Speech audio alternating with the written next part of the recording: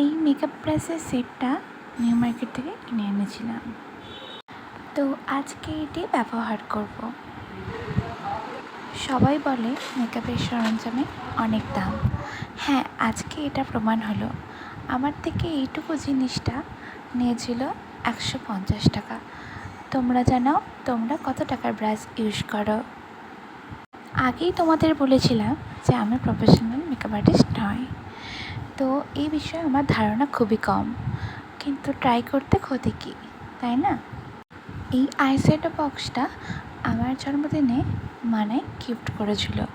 আর হ্যাঁ, মানাই মানে আমি মাকে মানাই বলি, ছোটোবেলা থেকে এটা বলে আসি।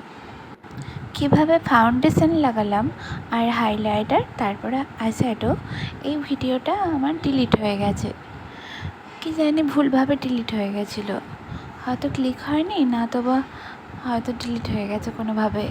তো আমি সেটা খুঁজে পাচ্ছি না, না হলে আমি এটা তুলেছিলাম ভিডিওটা। তো যাই হোক, কিছু করার নেই।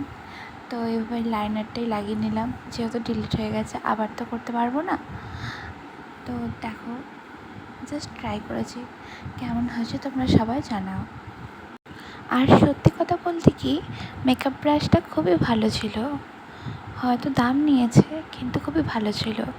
আমার কাছে হয়তো এটা অনেকটা দাম লাগছে। আসলে আমার আইডিয়া নেই যে এগুলোর কত দাম হতে পারে, তাই জন্য আমার কাছে অনেকটা দাম লাগছিল। এই কটা ব্রাশের এত দাম, কিন্তু সত্যি আমার মেকআপ সম্বন্ধে কোনো আইডিয়া ছিল না এর আগে। আমি এখানে মাস্ক পরেছিলাম কারণ আমার খুব অ্যালার্জি হয়েছিল, মানে ডাস্ট অ্যালার্জি হয়েছিল, তাই মা ঘর পরিষ্কার করছিল, তাই জন্য। আমাদের কারোর যদি এই প্যালেটটা ভালো লাগে তাহলে তার লিঙ্ক আমি ইনবক্সে দিয়ে দেবো। এখানে আমি এই কালারগুলো ইউজ করেছিলাম। আর এটা হলো আমার ফাইনাল লুক।